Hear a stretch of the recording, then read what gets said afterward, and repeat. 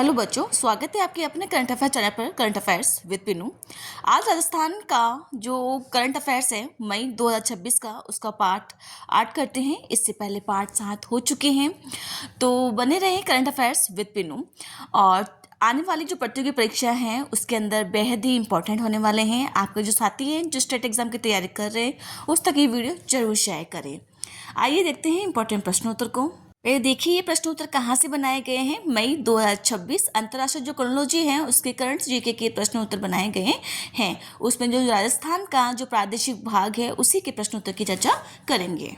आइए देखते हैं इंपॉर्टेंट प्रश्नोत्तर को। 16वीं राजस्थान विधानसभा की समितियों का गठन किस वर्ष के लिए किया गया है। यहाँ पर 2024-25, 2025-26, 2026-27, 2027-28। तो इसका आंसर होगा नंबर 3, 2026-27 के लिए 16वीं राजस्थान विधानसभा समितियों का गठन किया गया है। आइए देखते हैं अगला प्रश्न। समितियों का कार्यकाल कब तक प्रभावी रहेगा।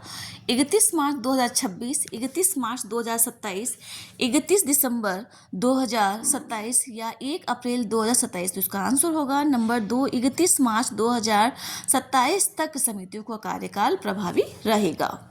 आइए देखते हैं अगला प्रश्न। जन लेखा समिति PAC के सभापति कौन हैं। संजय शर्मा, यहाँ पर बाबू सिंह राठौर, टीकाराम जूली या कालीचरण सराफ। तो इसका आंसर होगा नंबर 3, टीकाराम जूली जन लेखा यहाँ पर PAC के सभापति हैं।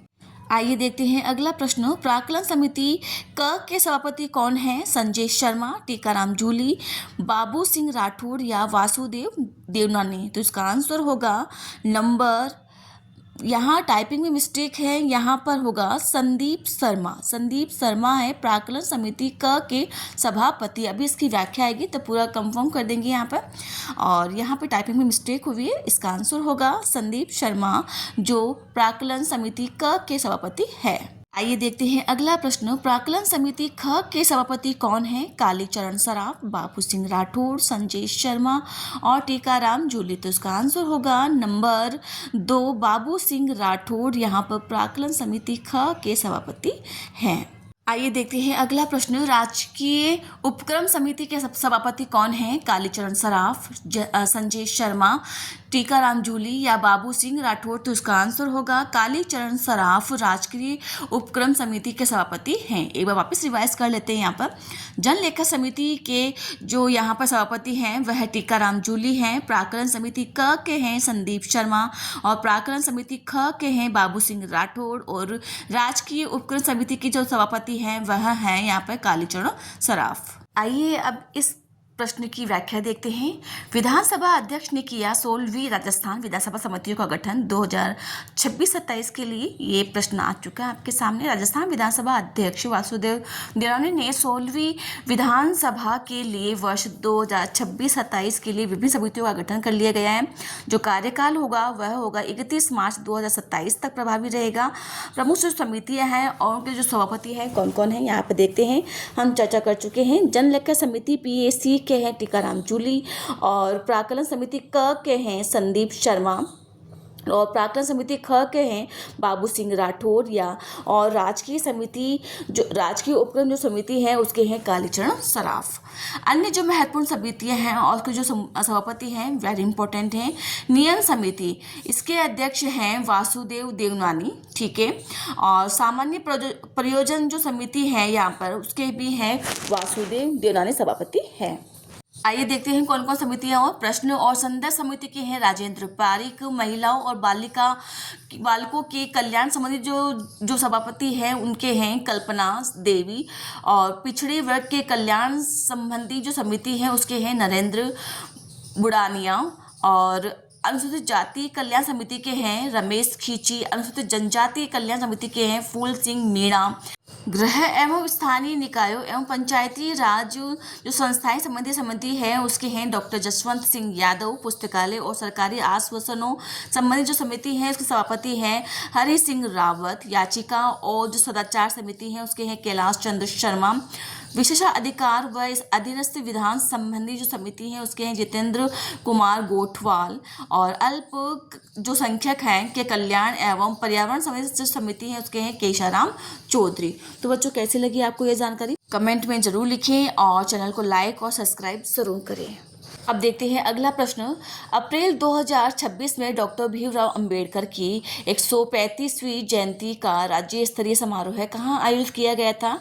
नंबर 1 हरीशचंद्र माथुर लोकसभा संस्था जयपुर, भवानी निकेतन परिसर Sikar road Jaipur, Albert Hall Jaipur, या राजस्थान विश्वविद्यालय परिसर जयपुर। तो इसका आंसर होगा नंबर 2 भवानी निकेतन परिसर सिक्कर रोड जयपुर के अंदर अंबेडकर जो जयंती है उसकी 135वीं जयंती का समारोह आयोजित किया गया था।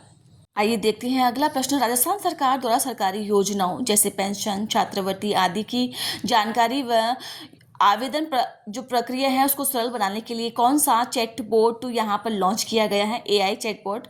नंबर 1 है जन सहायक चैटबॉट, नंबर 2 है समाधान साथी चैटबॉट, नंबर 3 है मित्र AI चैटबॉट, नंबर 4 है सुगम राजस्थान चैटबॉट। तो इसका आंसर होगा नंबर 2 समाधान साथी चैटबॉट यहाँ पर लॉन्च किया गया है।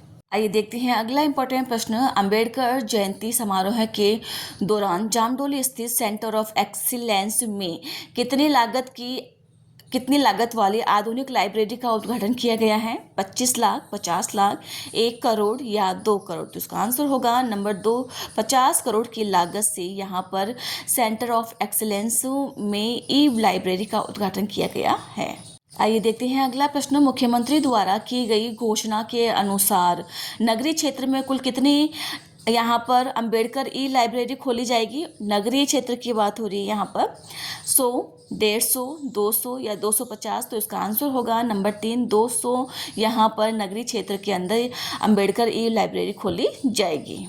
आइए देखते हैं अगला प्रश्न। मुख्यमंत्री घोषणा के अनुसार अनुसूचित जाति SC के युवाओं के लिए आधुनिक आवासीय कोचिंग केंद्र की स्थापना कहाँ की जाएगी?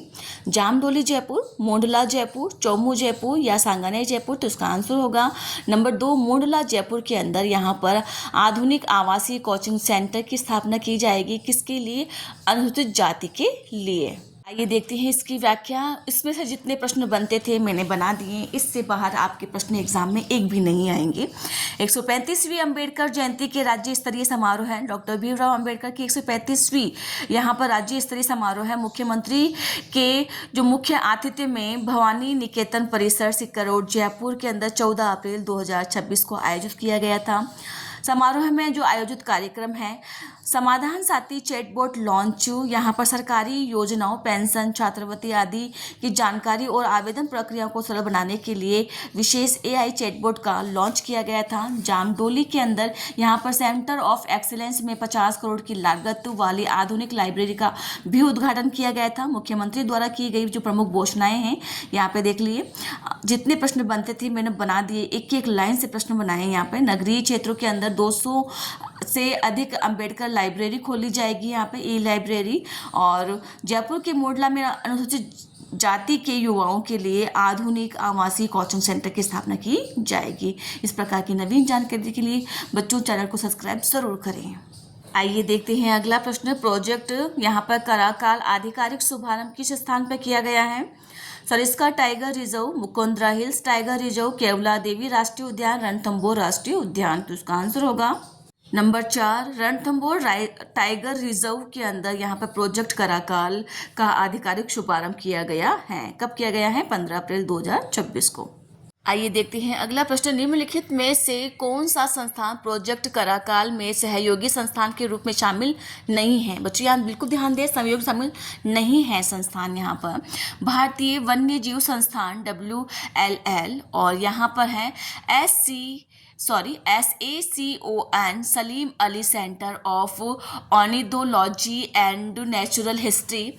नंबर 3 है काजरी जो जोधपुर के अंदर है, और नंबर 4 है टाइगर वॉच। यहाँ पे वॉक नहीं है, वॉच है। तो इसका आंसर होगा नंबर 3 काजरी जोधपुर है, वह कराकाल जो प्रोजेक्ट है उसके अंदर शामिल नहीं है। आइए देखते हैं अगला प्रश्न। प्रोजेक्ट कराकाल के तहत प्रधान अन्वेषक के रूप में किसे नियुक्त किया गया है? डॉक्टर अयान साधु, डॉक्टर शौमिता मुखर्जी और डॉक्टर धर्मेंद्र खंडाल व डॉक्टर सतीश कुमार। तो इसका आंसर होगा नंबर 2, डॉक्टर शौमिता मुखर्जी को यहाँ पर प्रधान अन्वेषक के रूप में नियुक्त किया गया है।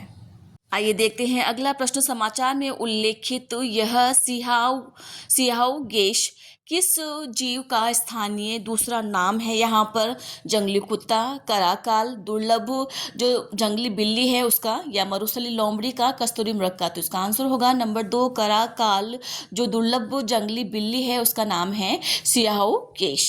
आइए देखते हैं अब इसकी पूरी की पूरी व्याख्या। इसमें से जितने प्रश्न बनते थे मैंने बना दिए गए हैं। राज्य में प्रोजेक्ट कराकाल का शुभारंभ। राज्य में दुर्लभ जंगली बिल्ली कराकाल सियाओ गेश के संरक्षण के लिए प्रोजेक्ट कराकाल का आधिकारिक शुभारंभ 15 अप्रैल 2026 को किया गया था। आयोजन। यह शुभारंभ रणथंबोर टाइगर रिजर्व में राजस्थान में कराकाल संरक्षण विषय पर आधारित राज्य स्तरीय कार्यशाला के दौरान किया गया था। सहयोगी जो संस्थान, यहाँ पर संस्थान कौन कौन से हैं? राजस्थान वन विभाग है, भारतीय वन्यजीव संस्थान है WII है, और Salim Ali centre of audiology and natural history है, और टाइगर वॉच है। ये संस्थान हैं जो सहयोगी है इसके अंदर, प्रोजेक्ट के अंदर। परियोजना का जो नेतृत्व है प्रधान अन्वेषक के रूप में डॉक्टर शौमिता मुखर्जी को चुना गया था, और सह प्रधान जो अन्वेषक हैं इन यहाँ पर डॉक्टर अयान साधु को और डॉक्टर धर्मेंद्र खंडाल को चुना गया था। प्रमुख जो क्षेत्र है इसका, इस क्षेत्र के तहत विशेष तौर पर रणथंबोर, मुकुंदरा हिल्स व रामगढ़ विषधारी टाइगर यहाँ पर रिजर्व में कराकाल की स्थिति का आकलन और निगरानी की जाएगी। आइए देखते हैं अगला इंपॉर्टेंट प्रश्न। हाल ही में भारतीय सेना की किस कमान का जैसलमेर की पोखरण फील्ड फायरिंग रेंज में ब्रह्मास्त्र युद्धाभ्यास का शुभारंभ किया गया था? यहाँ पर नंबर 1, उत्तरी कमान का, पश्चिमी कमान का, दक्षिणी कमान का, या पूर्वी कमान का। तो इसका आंसर होगा जो ब्रह्मास्त्र जो युद्धाभ्यास उसका जो आयोजन है वह दक्षिणी कमान का यहाँ पर किया गया था। कहाँ पर? जैसलमेर की पोखरण फायरिंग रेंज के अंदर।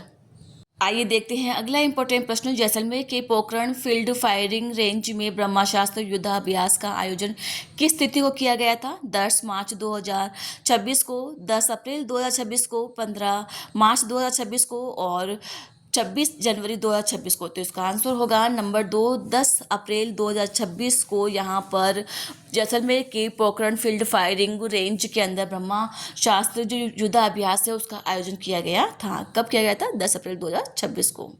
आइए देखते हैं अगला इंपॉर्टेंट प्रश्न। ब्रह्मास्त्र युद्धाभ्यास का मुख्य उद्देश्य क्या था? केवल मरुस्थलीय क्षेत्रों के अंदर टेकों की गति की जांच करना। नंबर 2 है बाइबल सुरक्षा प्रणालियों की यहाँ पर परीक्षण करना। नंबर 3 है यहाँ पर जमीन व हवा के बीच रियल टाइमिंग जो डाटा है उसको शेयरिंग व बेहतर समन्वय को परखना। और नंबर 4 है नए सैनिकों की बुनियादी ट्रेनिंग देना। तो इसका आंसर होगा नंबर 3, जमीन व हवा के बीच रियल टाइम डाटा शेयरिंग व बेहतर समन्वय को परखना ब्रह्मास्त्र युद्धाभ्यास का मुख्य उद्देश्य है। आइए देखते हैं अब इस प्रश्न की व्याख्या। पोखरण फील्ड फायरिंग रेंज में ब्रह्मास्त्र युद्धाभ्यास आयोजित भारतीय सेना के दक्षिणी कमान के द्वारा युद्धाभ्यास ब्रह्मास्त्र जैसलमेर की पोखरण फील्ड फायरिंग रेंज में 10 अप्रैल 2026 को आयोजित किया गया था। इसका जो उद्देश्य है, इस एक्सरसाइज का जो मुख्य उद्देश्य है जमीन व हवा के बीच रियल टाइम डेटा शेयरिंग व बेहतर समन्वय को परखना है। मुख्य जो आकर्षण है यहाँ पर इसमें अपाचे हेलीकॉप्टर, यहाँ पर हेल फायर मिसाइल व ड्रोन किलर सिस्टम मुख्य प्रमुख आकर्षण के केंद्र रहे हैं। तो बच्चों कैसी लगी आपको ये जानकारी? प्लीज़ कमेंट में जरूर शेयर करें। चैनल को लाइक और सब्सक्राइब करें। अपने जो साथी हैं जो स्टेट एग्जाम की तैयारी कर रहे हैं उन तक ये वीडियो जरूर शेयर करें। Thank you.